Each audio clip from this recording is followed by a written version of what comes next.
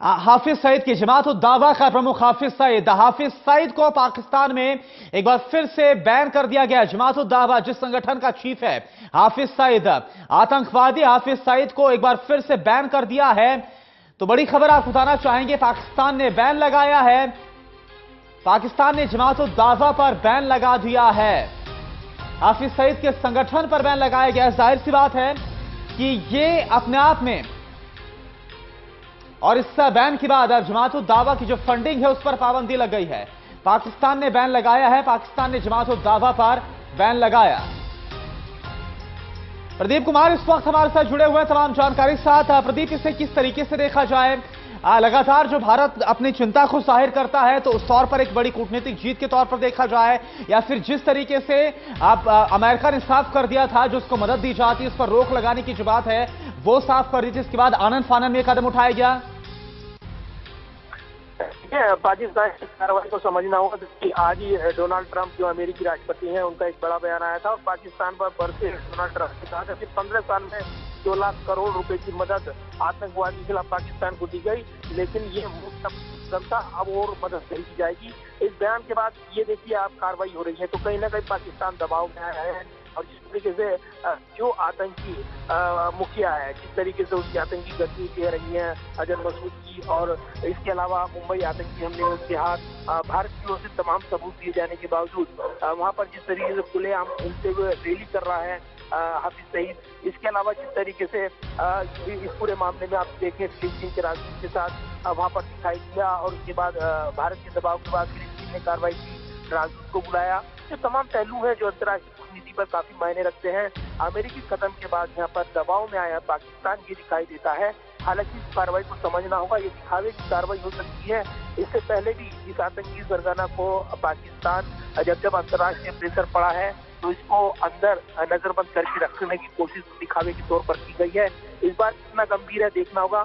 लगता नहीं है कि पाकिस्तान आतंकी गतिविधि जो संरक्षण देता है उस पर उसकी नीति में कोई बहुत बड़ा बदलाव आएगा। फिलहाल अमेरिका को अंतर्राष्ट्रीय समुदाय से दिखाने के लिए उसकी ये कार्रवाई मानी जा रही है। कूटनीतिक विश्लेषक इसी तौर पर इसको देख रहे हैं। अच्छा, अगर इस बैन को अगर मैं आपसे समझूं, ये बताइए प्रदीप कि इस बैन का मतलब क्या होगा? जो संगठन पर बैन लगाया है, क्या कुछ असर इस बैन का नजर आएगा? देखिए, दबाव में की गई कार्रवाई है। निश्चित तौर पर फंडिंग और उसके बेरोक-टोक आवाजाही पर रोक लगेगा इस कदम के बाद। वो खुलेआम रैलियां नहीं कर पाएगा। फंडिंग की जहाँ तक बात है, ये जरूर है कि संगठन पर रोक लगेगी तो अंतर्राष्ट्रीय जब यूएन में उसको आतंकवादी माना गया है, यही उसका भारत जब उठाता है, जब ये तर्क देता है तब पाकिस्तान उसको नकार देता है। लेकिन अमेरिका ने जब अब तेवर दिखाए हैं तो वो बैकफुट आया, शायद यही वजह है कि उसकी तरफ से ये कार्रवाई, क्योंकि एक बड़ा जो वित्तीय मदद उसको मिलती है अमेरिका की ओर से, उसको वो खोना नहीं चाहता है। लिहाजा इस तरह की कार्रवाई उसकी तरफ दिखाई दे रही है। जहाँ तक बात है, वो एक आतंकवादी है और उसको जिस तरह की कार्रवाई अंतर्राष्ट्रीय न्यायालय में खासतौर से उसको करनी है, अपने न्यायालयों में उसके जरिए उसको अंजाम तक पहुंचाना है, वो दिखाई नहीं देती है। फिलहाल पाकिस्तान के रुख में क्या बहुत बड़ा बदलाव आएगा आने वाले दिनों में साफ होगा। कूटनीतिक तौर पर इसको दबाव की मंशा में पाकिस्तान का उठाया गया कदम बताया जा रहा है। निश्चित तौर पर इसका असर देखने के लिए। अच्छा प्रदीप, एक बात को समझना चाहूंगा, क्योंकि जिस संगठन का ये चीफ है, ये आतंकवादी हाफिज सईद, और उस संगठन जमात उद दावा पर बैन लग गया है, तो क्या, क्योंकि आपने जैसा समझाया कि फंडिंग पर असर पड़ेगा, फंडिंग पर पूरी तरह से बैन लग गया है, तो क्या जैसे पहले भी नजरबंद रखा गया था वैसी ही कार्रवाई अब की जाएगी हाफिज सईद के खिलाफ फिर से?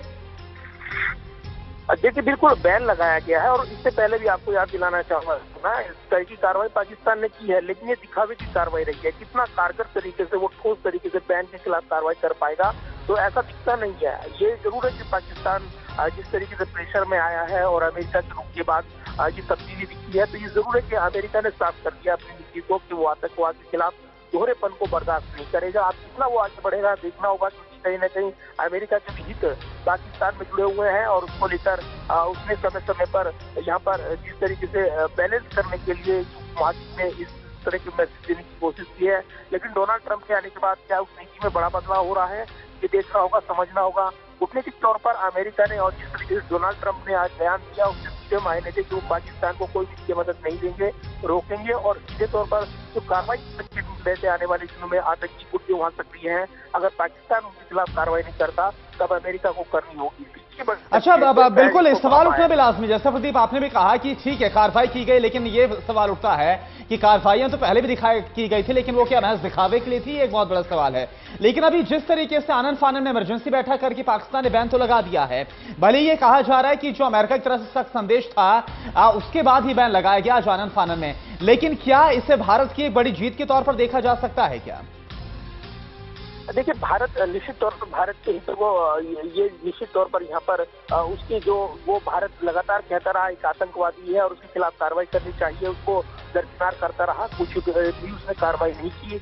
अमेरिका के दखल के बाद ये दिखाई देता है कि वो दबाव में आया और उस बात को उसको लगता है कि अगर उसने अमेरिका को नाराज किया तो उसकी काफी मुश्किलें होंगी, क्योंकि कहीं ना कहीं उसको जिस तरीके से डोनाल्ड ट्रंप की ओर से कहा गया तो वो कहीं ना कहीं दिखा रहे थे कि वो उपमहाद्वीप में और आतंकवाद के खिलाफ कार्रवाई को लेकर कोई बड़ा आदेश आने वाले दिनों में दे सकते हैं। तो पाकिस्तान की मुश्किलें बढ़ती जिसके मतलब रुक गई। इस बयान के बाद ये कहा गया कि जिस तरीके से ये बयान आया तो ये दिखावे के तौर पर कितना है और असरदार कितना जमीन पर अमल लाएगा पाकिस्तान। चलिए, आपको रोकना चाहूंगा प्रदीप, इस बीच हमारे साथ पूर्व सेना अधिकारी गजराज सिंह जी जुड़े हुए हैं।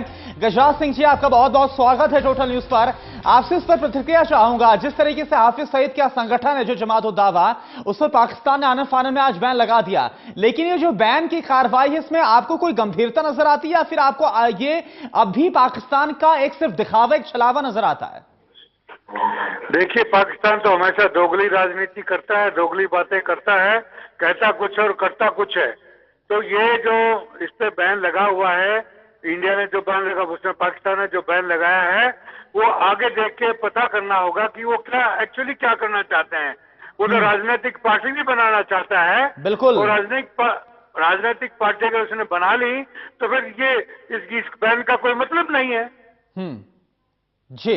नंबर दो बात, अगर ये आदमी वो है जिसने इंडिया को इतना भारी नुकसान पहुंचाया है, 26/11 का करने वाला ये था, और इसके ऊपर उन्होंने कोई एक्शन नहीं लिया है। हमने जो जो रिपोर्ट मांगी थी इंडिया ने, हमारी एनआईए ने और इंडियन गवर्नमेंट ने, वो पूरा उनको दे दिया है, लेकिन फिर भी इस पर कोई एक्शन नहीं हुआ है। जी जी, यानी कि आपको लगता है कि क्योंकि इससे पहले भी नजरबंद किया गया था, लेकिन किस तरह से जो इसका संगठन है वो लगातार काम करता रहा, भले ही एक बार फिर से बैन कर दिया गया हो जमात उद दावा को, लेकिन पाकिस्तान के वाकई में गंभीर आतंकवाद के खिलाफ उस पर सवाल उठना लाजमी है। जमात उद दावा पहले कुछ और था, वो उन्होंने अभी नेम चेंज कर लिया, अब इसके बाद और दूसरा नाम चेंज कर लेंगे, और उसकी कंटिन्यूस करता रहेगा। पाकिस्तान हमेशा कहता है कि ये जो श्रीमान है ये तो सामाजिक काम करते हैं, लोगों की पढ़ाई के बारे में, बच्चों की पढ़ाई के बारे में, औरतों की उसके बारे में, लेकिन एक्चुअली वो तो सिर्फ उनका फ्रंट है, उनका जो होना नहीं चाहिए वो है। यानी कि गजराज जी, जो आपने बात अभी यहां पर कही कि पाकिस्तान का कभी कुछ और स्टैंड होता है और अचानक से जब दबाव पड़ता है तो उसका स्टैंड बदल जाता है, यानी कि यहां पर भी पाकिस्तान खुद अभी ये साफ नहीं हो पा रहा है कि उसको करना क्या है। कभी वो हाफिज सईद को लेकर तमाम उसकी तारीफों के पुल बांधता है, और अब जब दबाव पड़ा है तो हाफिज सईद का जो संगठन उसको बैन कर दिया है, यानी कि पाकिस्तान को खुद नहीं पता कि उसको करना क्या है। आप बिल्कुल, मैं आपसे सहमत हूं, लेकिन इसके साथ साथ एक बात और कहना चाहता हूं कि हाफिज सईद जब तक जिंदा रहेगा पाकिस्तान में, वो इंडिया को नुकसान पहुंचाता रहेगा। क्यों? कि जो आईएसआई है पाकिस्तान की, वो पूरी उसकी मदद कर रही है, जो सेना अधिकारी हैं वो उसकी पूरी मदद कर रहे हैं, इसलिए वो इंडिया को बार बार क्षति पहुंचाता है। जी, अच्छा ये बताइए गजराज जी, आपसे समझना चाहूंगा, क्योंकि माना जा रहा है कि जिस तरीके से डोनाल्ड ट्रंप प्रशासन ने जो सख्ती दिखाई थी पाकिस्तान को लेकर, इसके बाद ये कदम उठाया गया, तो क्या जमात उद दावा को बैन कर देना, क्या इससे पाकिस्तान संतुष्ट कर पाएगा अंतर्राष्ट्रीय बिरादरी को, खासतौर पर जो अमेरिकी सरकार है उसको संतुष्ट कर पाएगा पाकिस्तान? देखिए, जो फॉरेन सेक्रेटरी पहले हिलरी क्लिंटन जो फॉरेन सेक्रेटरी थी, उन्होंने कहा था कि अगर अपने आंगन में आप सांप पालेंगे तो आप ही को काटेंगे वो। याद होगा आपको एक कहावत। इसीलिए जो टेररिस्ट को, जो आतंकवादियों को पाल रहा है पाकिस्तान, उन्हीं का देखो कितने बच्चों को मारा स्कूल में जाके, कितने रोजाना वहां पे हत्या होती है, उनको आके मारते हैं, लेकिन पाकिस्तान ये बात समझने की कोशिश नहीं कर रहा है। और ये जब तक वो आईएसआई इनका साथ देती रहेगी तब तक ये ऐसा करते रहेंगे।